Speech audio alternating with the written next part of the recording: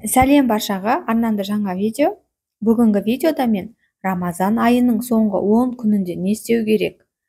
Осы сұрақтарға сіздермен бірге жауап іздейтін боламыз. Ендеше видеоның соңына дейін тыңдаңыздар. Бұл 10 күн өзіңізге есеп беруге және болашағыңызға жоспар құруға мүмкіндік береді. Оразаның соңғы 10 күнін қалай өткізген дұрыс? Бұл 10 күн өзіңізге есеп беруге және болашағыңыз жоспар құруға мүмкіндік береді. Көп жақсылық жасау және садақа беру.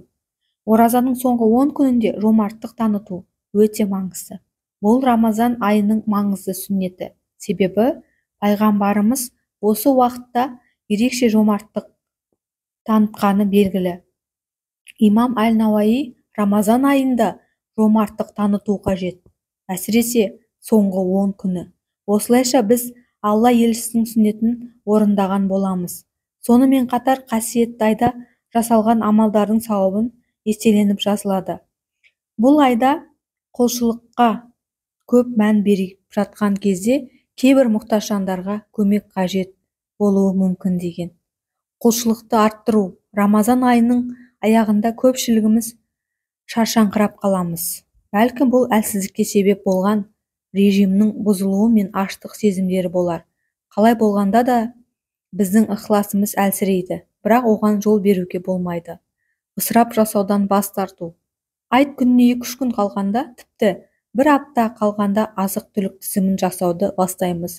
Бұл жақсы, дегенмен ең бастысы аспаздық шабытымыз шегінен шығып кетпеуі қадағаланған жөн. Кешірім сұрау. Енді жан дүниеміз жайлы сөз қозғайық. Рамазан айы бойы кешірім сұрауымыз керек. Туыстарым мен қарым-қатынасты жақсарту керек. Отбасылық өміріме жылулықты қайтаруым керек деп ойлап жүрген боларсыз. Қасиетті айдың соңғы 10 күні осы ойлардың жүзеге асуына таптырмайтын сәт.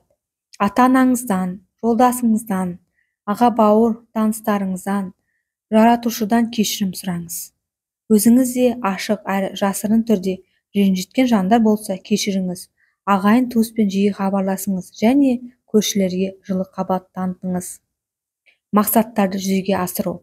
Рамазан айының басында алдыңызға мақсат қойғаныңыз белгілі.